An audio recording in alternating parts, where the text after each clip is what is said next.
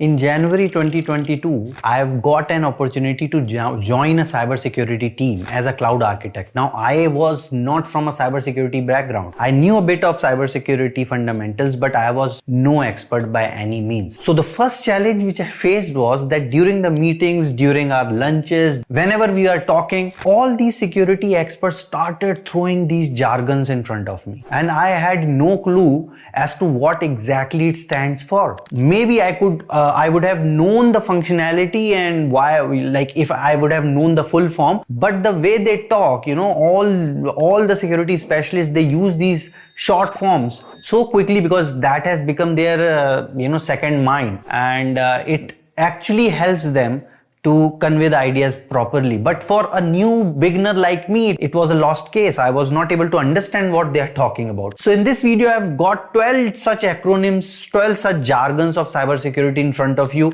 which you might have heard or you will hear it in near future, and you will be more confident. Obviously, you have to explore these technologies in more details, but it's better to know an overview of these jargons and what exactly it stands for. Hello friends, I am Anshul Tiwari and this is ITK Fun Day, where we make IT interesting for everyone. I have more than 18 years of experience in IT and I try to bring IT knowledge for everyone, be it IT or non-IT person. So if you like the video, if you get any value out of it, do consider subscribing, hit the like and share it with your friends and family.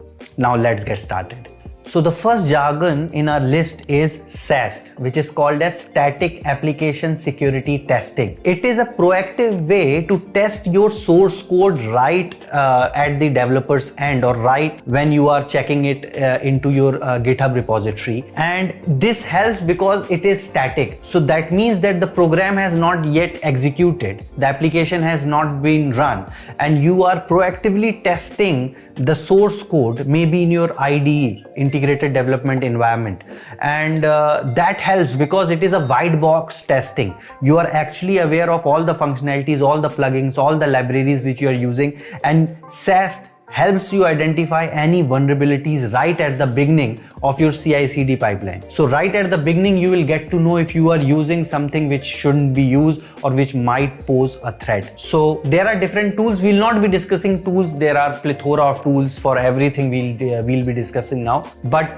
there are tools which you could explore yourself. So the second in the list is brother of SAST, which is called as DAST. And DAST is Dynamic Application Security Testing. This is different because it is dynamic in nature. This security testing happens when the application is actually running, and it perceives the application as an attacker. How an attacker would exploit the vulnerabilities of a running application. In a similar manner, dynamic application security testing works. It tries to find out the security vulnerability of a running application, and that's why it is called dynamic application security testing. The third in our list is CVA or CSA, so Container Vulnerability Analysis or Container Security Analysis. Both are interrelated in a sense that the idea is that you have to analyze any vulnerability of the container image you are using or your container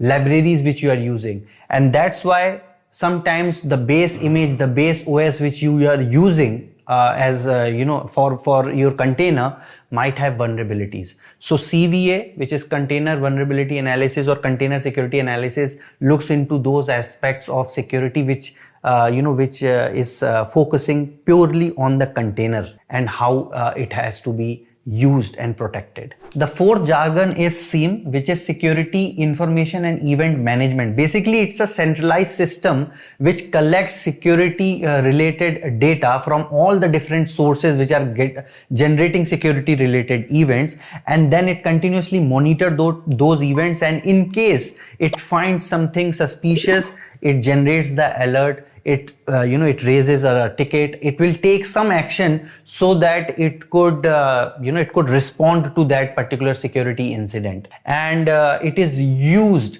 as a centralized nervous system from your security teams. You might have seen in the movies that generally in investigative movies, there is a central team who are looking or monitoring the whole city from different cameras, from different angles. And that system which they are monitoring is somewhat similar to a SIEM system, which is Security Information and Event Management System. The fifth and the sixth jargons are IDS, which is Intrusion Detection System, and the sixth one is IPS, which is Intrusion Prevention System. As the name suggests, IDS, which is Intrusion Detection System, will be deployed on your network and will continuously monitor your network and detect any kind of intrusive activity which is happening on the system. But IPS, on the other hand, will not only detect but also will take preventive measures to block that kind of an attack which is trying to enter into your system. So intrusion prevention system also blocks those kind of threats, while intrusion detection is more on the monitoring part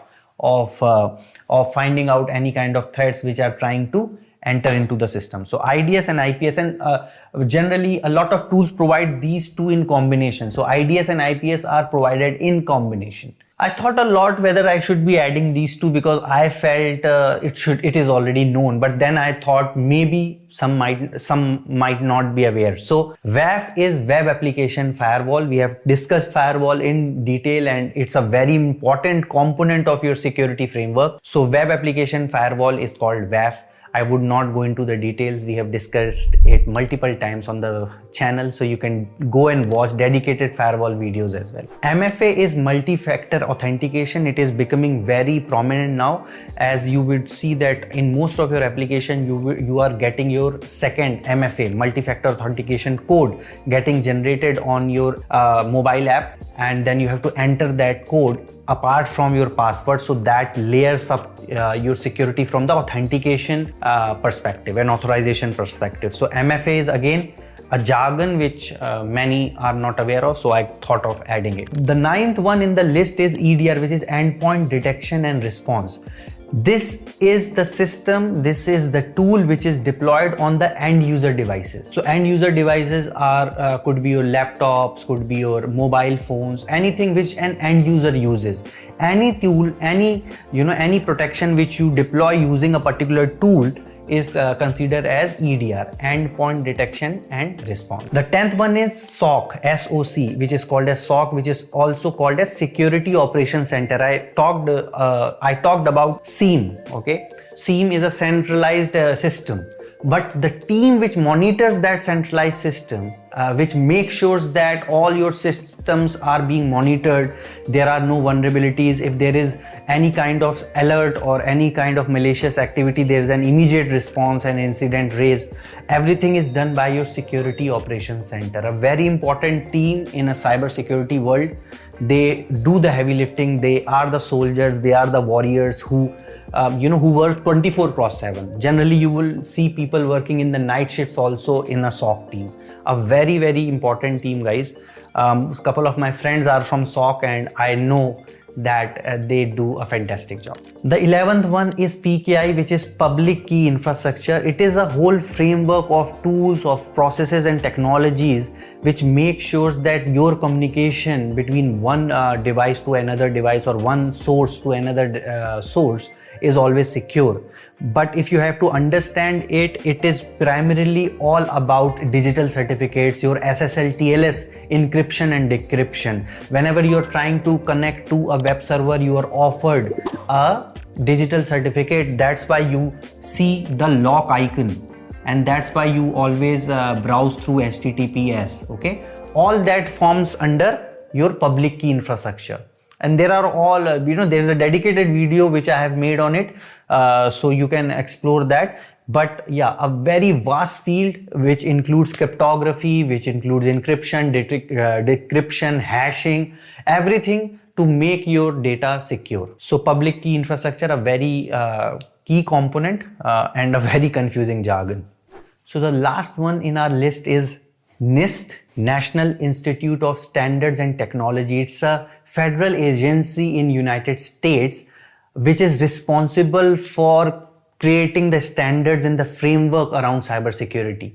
And NIST framework is very, very commonly adopted across globe. So if you get into a cybersecurity team, like when I got into a cybersecurity team, they were continuously talking about, is it compliant with the NIST framework XYZ or NIST standard this.